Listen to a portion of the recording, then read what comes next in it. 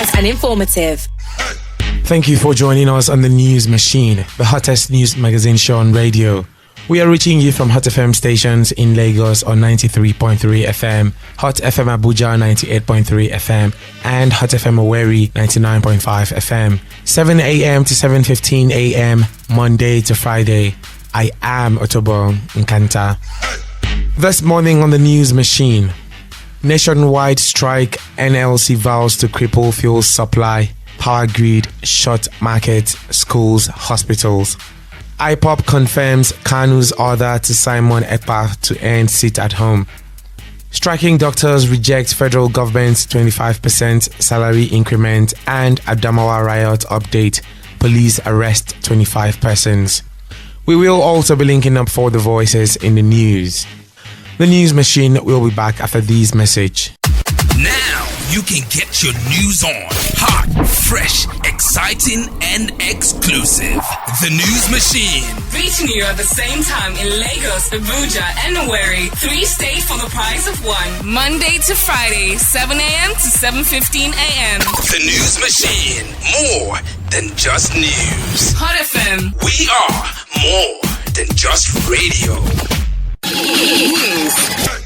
Welcome back to the News Machine. Members of the ECOWAS Authority of Heads of State and Government have issued a 7-day ultimatum to the Nigerian military to restore constitutional order and reinstate ousted President Mohamed Bazoum into office. This followed a meeting of leaders of ECOWAS member states at the State House, Abuja, to discuss the happenings in Niger Republic. ECOWAS also imposed land and border closures, suspending all commercial flights between Niger and ECOWAS member states.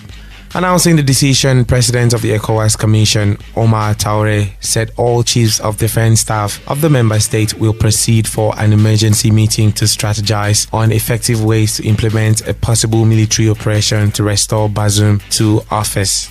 1. His Excellency President Mohamed Bazoum remains the legitimate, elected President and Head of State of the Republic of Niger, recognized by ECOWAS, the African Union, and the international community. In this regard, only official acts of President Bazoum or his duly mandated officials will be recognized by ECOWAS. 2. Condemn in the strongest terms the attempted overthrow of constitutional order in Niger and the illegal detention of His Excellency President Mohamed Bazoum, President and Head of State of Niger, as well as members of his family and government. Call for the immediate release and reinstatement of President Mohamed Bazoum as President and Head of State of the Republic of Niger, and for the full restoration of constitutional order in the Republic of Niger. Omar Traore said the ECOWAS will take all measures necessary to restore constitutional order in the Republic of Niger. The Nigeria Labour Congress (NLC) has advised Nigerians to stock their homes with food items, medicines, and other essential things ahead of the commencement of its 7-day strike to protest the removal of fuel subsidies and the escalating cost of living in the country. The NLC warns that the strike had become necessary because it would cripple the country, as movement would be severely challenged as commercial transport operators would withdraw their services, while markets, schools and healthcare facilities would be forced to shut down. The strike is scheduled to commence on Wednesday, August 2, 2023. Meanwhile, the federal government is today set to meet with the representatives of the organized labor in an effort to prevent the nationwide strike called by the Nigeria Labour Congress. The Adamawa State Police Command has confirmed the arrest of 25 persons involved in yesterday's riot across the state capital, Yola. Governor Amadu Fintiri had declared a curfew on Sunday after rioters broke into business premises and looted government grain stores. The police public relations officer, SP Suleiman Ngoruje, said the police and other security personnel were doing everything possible to retrieve the items stolen. Report reaches the command early hours of today that some hoodlums have gone down to vandalize and loot some government and private warehouses that is located within the state capital. There and then the Commissioner of Police now raised the operational asset of the command and deployed them to go down to the ladder and prevent them from going ahead to vandalize and possibly loot the warehouses. So all of a sudden, that instruction has been carried out, and as I'm talking to you now, 25 male suspects were apprehended and some items that were looted from the warehouses. This is one. Secondly, the command have succeeded in preventing them from going beyond the first warehouse that was attacked. The one belonging to the NEMA was the first one that was attacked, but the command have succeeded in preventing them from attacking the one that is located at Numan Road, belonging to Ministry of Agriculture.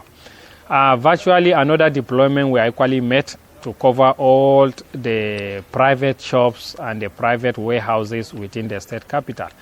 There and then the state government declared 24 hours curfew. That is to checkmate the criminal activities. And the Commissioner of Police himself has now gone down to monitor compliance. So he was not so happy with the level of compliance.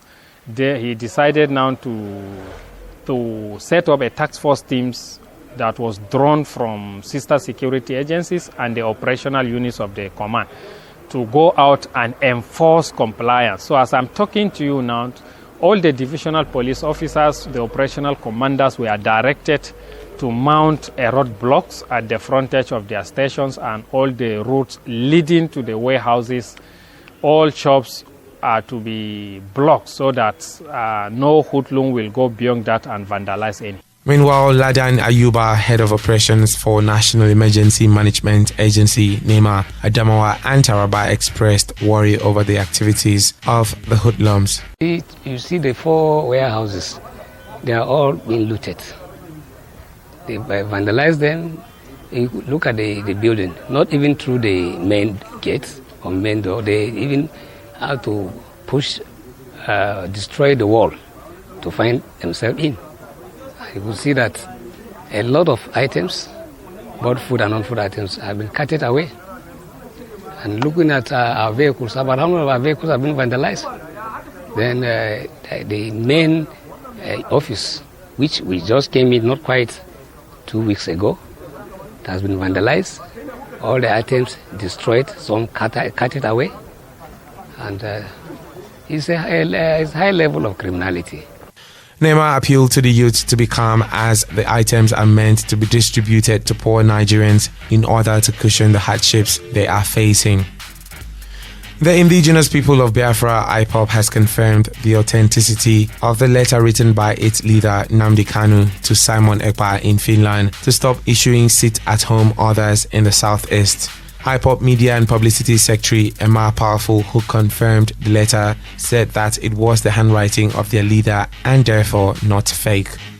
According to the group, Kanu has sent messages through his visitors at the DSS facility where he is detained to the infiltrators to stop the reckless sit-at-home several times to no avail. He said Kanu sent the message to dissociate himself and the group from criminality going on in the southeast.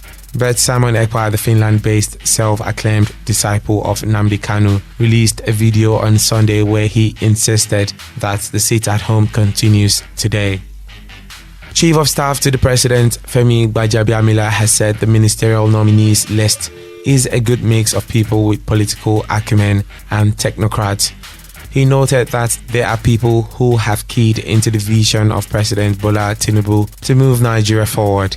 Gbajabiamila said the president took his time to scrutinize the list himself to ensure he appointed people who would work and contribute to national development. It's a process, and we're at the middle of the process now. And as far as Mr. President is concerned, he has his cabinet. I'm sure there will be those who will be working behind the scenes, giving him advice, even now, before confirmation, in anticipation confirmation, because there's no time to waste. Not a day. Every day is important to this government. So, I mean, they may not start fully or officially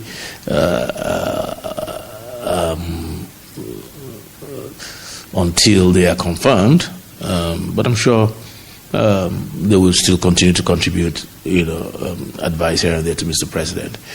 The Chief of Staff, however, urged the Senate to hasten the confirmation process due to current times faced by the country while doing a thorough job.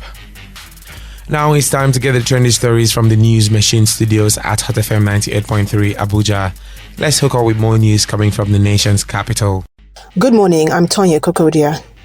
Ahead of today's commencement of the screening of the 28th ministerial nominees, senators have disagreed sharply on screening processes. While the Senate Majority Leader Opeyemi Bamidele and Chairman Senate Committee on Media and Public Affairs Yemi Aderamodu says the screening of the nominees would be thorough as there would be no take a bow and go as was the case in the past. The former Senate Minority Leader Enyinnaya Abaribe disagreed, saying that nothing new would happen.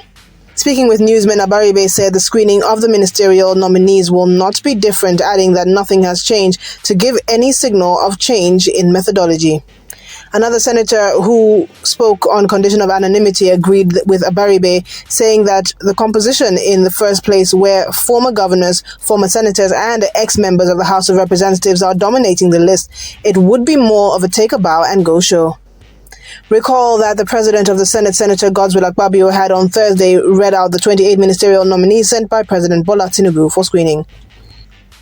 Now, Chairperson of the Federal Character Commission, Muyiba Dankaka, says the commission was like a marketplace for selling job slots before he assumed office, stating that an attempt to stop the alleged corruption pitted her against some commissioners. Dankaka made the revelation during the week while appearing before the House of Representatives Ad Hoc Committee investigating alleged job racketeering and abuse of integrated personal payroll information systems by ministries, departments and agencies.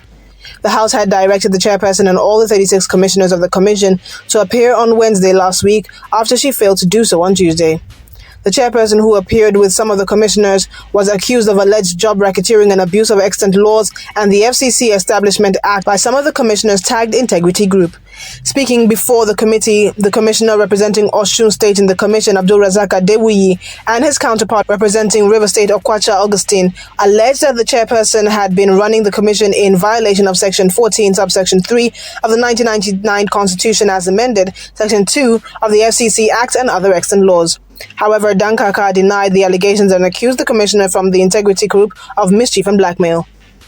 And that's it from the News Machine Studios, Abuja. Over to Lagos.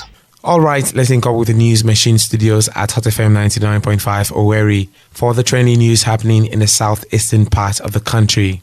Good morning. Imo State Governor Hope Uzodinma has challenged the leadership of security agencies in the country, especially those serving in the southeast, to step up their efforts to end the sit-at-home action introduced by non-state actors. Governor Uzodinma said this when he received the Flag Officer Commandant Central Naval Command, Rear Admiral Ayuba Chugali, and the Assistant Inspector General of Police in charge of Zone 9, Echeng, who both paid courtesy visits to Government House in Owerri. In a similar vein, the governor met with traditional rulers and community leaders over the weekend at the headquarters of the Traditional Rulers Council in Owerri, where he called for their support in stemming the tide of insecurity and supporting the government and security agencies in fighting crime. Meanwhile, the Imo State government says it has already rolled out palliatives to the people of the state from across the 27 local government areas to cushion the effect of fuel subsidy removal and its attendant challenges ahead of further intervention by the federal government. State Commissioner for Trade and Investment Simon Ebegbulim disclosed this recently to journalists in Owerri, said Governor Uzodinma has directed relevant agencies to review stocks availability and start responding to the plight of the people of the state, particularly those in the most vulnerable category. Ebegbulim noted Uzodinma-led administration has continued to bring development and deliver on the dividends of democracy to the people of the state. That's all from the News Machine studios at Hot FM Owerri. Back to our Lagos studio. You are listening to the News Machine, reaching you from our stations in Lagos, Abuja and Owerri, 7 a.m. to 7:15 a.m. Monday to Friday. Let's hear what correspondent Nesta Sani has for us on Voices in the News. Nigeria's acting Inspector General of Police, Kayode Egbetukun, as he assumes office. Being appointed as Inspector General of Police is not just a title for me, it is a commitment and a calling to make a difference. I am here not as an individual, but as a representative of a dedicated team, united in our shared vision to safeguard the lives and well-being of everyone that lives in our great country, Nigeria. Together, we will strive to build a police force that reflects the values and aspirations of the people we serve. Nigeria, our beloved country, is at a critical junction in its history. We face numerous challenges that require the concerted efforts of every citizen to overcome. As Inspector General of Police, I firmly believe that our path to a brighter future lies in collaboration, transparency, and the reformation of our law enforcement delivery system. Also remember, you can listen to episodes of The News Machine and see videos of more news stories online at hotfm.ng. And that's all we have for you on today's edition of The News Machine. Thank you for listening and do have a lovely day ahead. Good morning.